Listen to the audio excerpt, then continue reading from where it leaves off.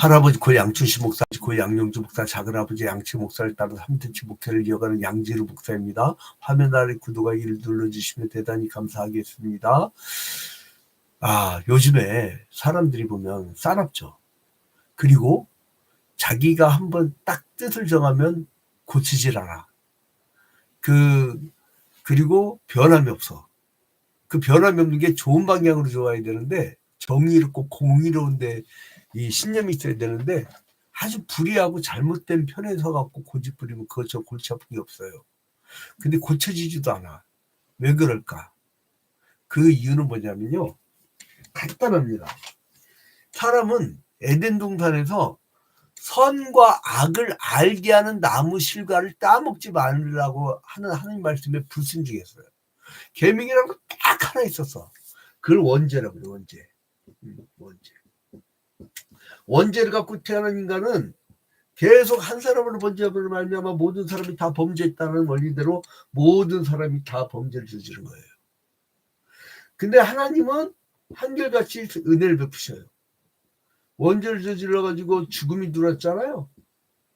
그래서 이 죽음 아래 있는 사람들한테 하나님은 계속 은혜를 베푸셔.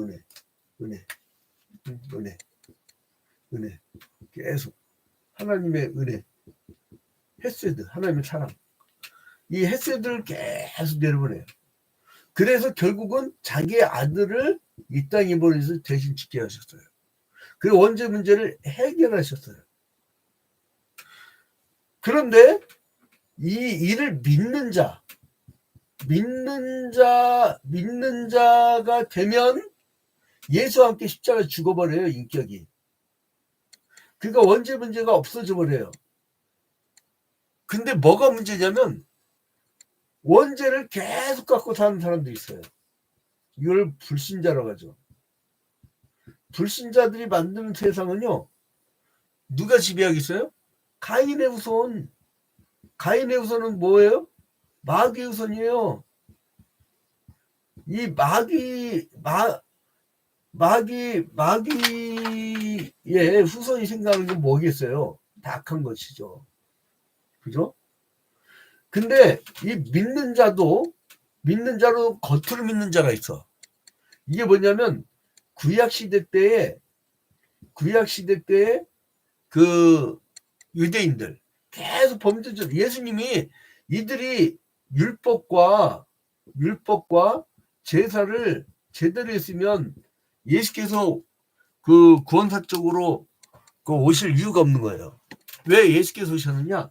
이 유대인들이 한 짓이라고는, 이스라엘 사람들이 한 짓이라고는 범죄밖에 없어. 그러니까 인간은 안 되는구나. 그래서 예수로 돼야 되는데 이 사람들이, 구약의 사람들이 이제 불신자가 된 거예요. 그러면 교회 내에 왜 싸우느냐? 아직도 구약의 율법주의적인 관점을 가진 사람들과 율법주의자와 그 예수 그리스도의 복음주의자, 이 믿는 자는 복음주의자예요. 이게 섞여 있으면 싸움 납니다. 그 교회가 싸움 나는 뭐냐면 복음주의자와 율법주의자가 같이 있어서 그래요. 그리고 또 하나는 뭐냐면 이 율법주의자의 특징은 자기는 안 변해. 그리고 그 선과 악을 알게 한 다음씩 따먹잖아요. 따먹은 이후에는 내가 선이야. 하나님만이 선인데 지가 선이야. 하나님만이 선인데 우리는 그 악이라는 것을 우리는 인정을 해야 돼요. 근데 이걸 인정을 안 해. 자기가 하는 일이 선이고 하나님, 그러니까 여기 하나님 편에서 야 너는 잘못됐거든 하고 지적해도 받아들이잖아. 그게 뭐냐면 이 사람들의 특징이 뭐냐면, 율법주의자의 특징이 뭐냐면 비판. 이들의 특징이 뭐냐면 비판이에요. 왜요? 선과 악을 알게 하는 음식을 따먹으니까. 근데요, 이 복음주의자의 특징이 뭐냐면은요, 우리가 선과 악을 알게 한 남식을 따먹은, 선악과를 따먹은 죄인 줄 알기 때문에 십자가에 달려 죽은 예수와 함께 자기도 죽으면서 자기의 죄인됨을 인정을 해요. 그렇기 때문에 이들은 천국 갈 수밖에 없어. 그리고 이들이 살면 평화의 땅이 돼요. 평화의 땅. 어떻게든 생명을 살리려고 그래. 예수는 왜 오셨어요? 생명을 살리려고 그래요. 자, 근데 원죄를 저지를 때 뭐가 왔어요? 죽음이 왔어요. 그러니까 죽음의 길과 생명의 길이 있어요. 그 생명의 길 가는 사람은 천국 가는 거예요. 그리고 이 죽음의 길로 가는 사람은 결국은 지옥불이 빠지는 거예요. 이것이 간단한 복음입니다. 그래서 예수님께서 뭐랍니까? 1절에 비판을 받지 않냐는 것은 비판하지 말라. 이 비판하는 사람 누구예요? 구약의 유대인들, 이스라엘인들 죄를 지었던 율법주의자들이 비판한단 말이에요. 그 비판하지 말라. 너희는 비판은 그 비판으로 너희가 비판을 받을 것이요. 네가 실컷 비판하는데 네가 비판받아. 그 얘기예요. 그러니까 뭐예요? 여기서 비판하지 말라는 건 이 복음주의자를 얘기하는 게 아니에요, 여러분. 우리는 이 사람들에서 죄를 깨달으라고 얘기를 해줘. 죄를. 그러니까 민감한 이 머저리같이 어이구 비판하지 말아야지. 앞에서는 뻔히 마귀 사탄 새끼들이 예를 들어서 무당이나 점술사라든가 이런 우상 숭배자들이 막 범죄하고 있는데 어이구 뭐 비판하지 말라고 했으니까 이 또라이 되는 얘기가 아니야. 바보 되는 얘기 아니야. 죄에 대해서는 지적하는, 죄에 대해서는, 악에 대해서는, 죄에 대해서는 지적하는 거예요. 그게 선지자들이 하다가 죽은 거 아니에요. 선지자 구약시대 내내, 구약시대 때 내내. 선지자들이 악과 죄에 대해서 계속적으로 경고하고, 고발하잖아요. 응? 여러분, 기독교 국가들 가봐봐요. 엄격합니다. 주가 조작? 영원히 세상밖에 못 나와요. 엄격해요, 여러분. 기독교 국가 같은 경우는요, 처벌이 무섭습니다. 근데 회개하는 자에게는요, 자기가 막 사회에 막 기여를 많이 하고 이런 거 있죠. 그것을 또 따져. 그러니까 마치 나사로처럼, 사개오처럼 자기가 막 그 죄에 대한 보상을 많이 하는 자들에게 또 그만큼 해줘. 이제 그런 거예요.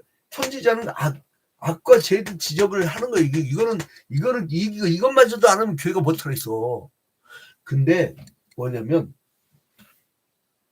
이것들 얘기해. 이것들 율법주의자들 요것들끼리 그리고 예수 그리스도 외에는 니들 섞여 살 때 여러분들하고 대화가 됩니까? 대화 안 돼요, 여러분. 거기서 괜히 얘기해봐야 싸움 나요. 그러니까 가만히 침묵하는 거야. 그럴 때는. 여러분, 선술집에서 막 순댓국 먹다가 앞에서 막 말 같지도 않은 것 같고 서로 싸우면서 간판 뽀개고 메뉴판 뽀개고 하면서 싸우잖아요. 그때 끼어들면 그게 바보예요. 그래서 판단하지 말라는 거예요. 그래서 비판을 받지 않냐라고 할 때요. 이게 유대인들한테 얘기하는 거예요.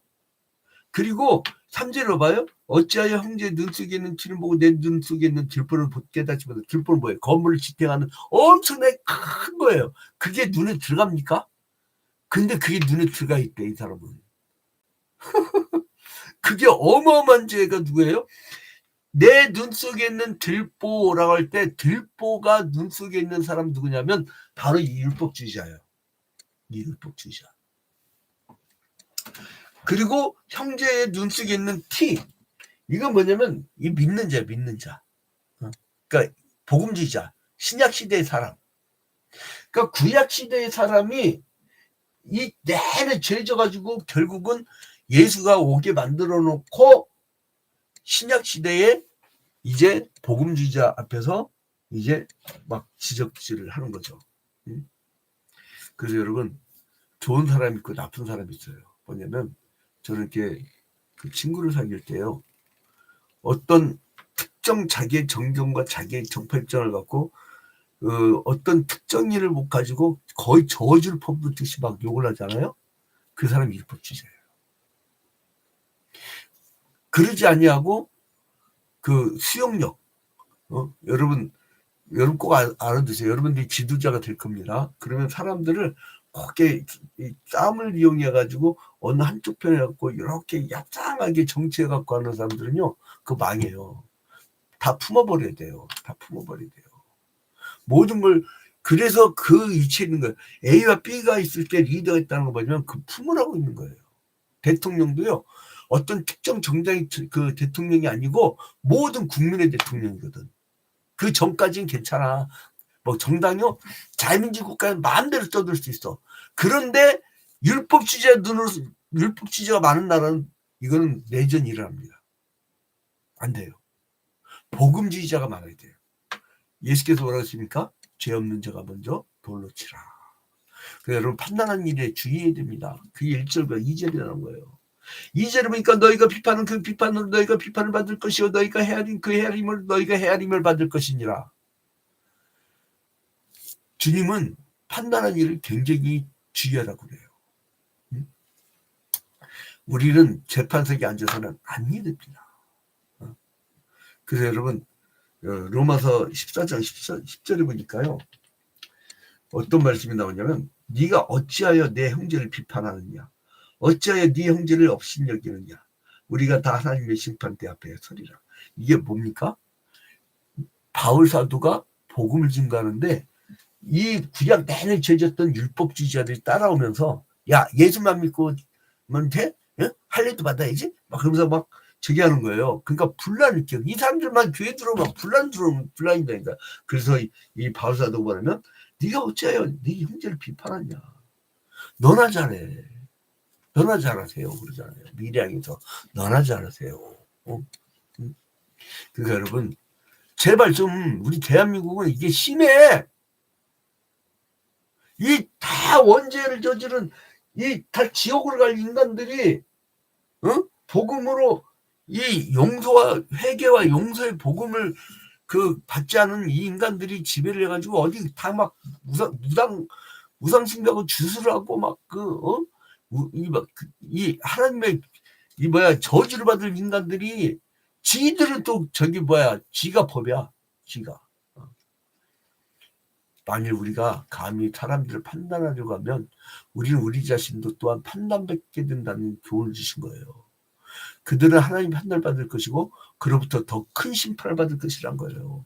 야고보서 3장 1절에 보니까요, 하나씩 적어줘야겠다. 아까 했던 것은 로마서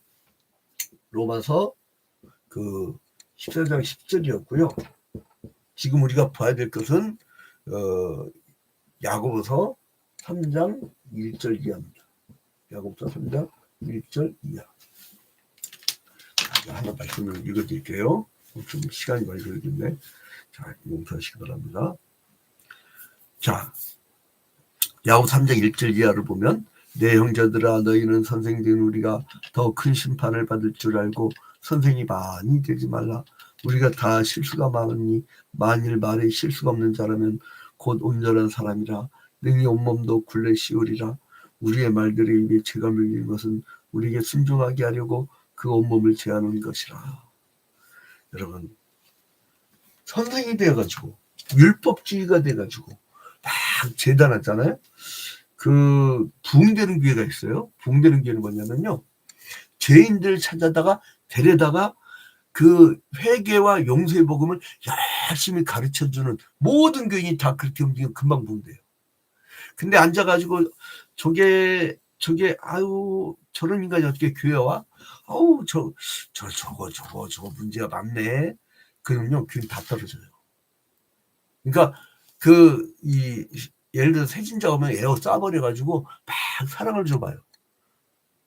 그 식당을 갔는데 내 친구 목사가 그러더라고. 여기 다시 같이 오지 말죠. 왜 여기 맛있는데 왜 그래? 그랬더니 뭐라고, 자기한테 인사를 안 했대요.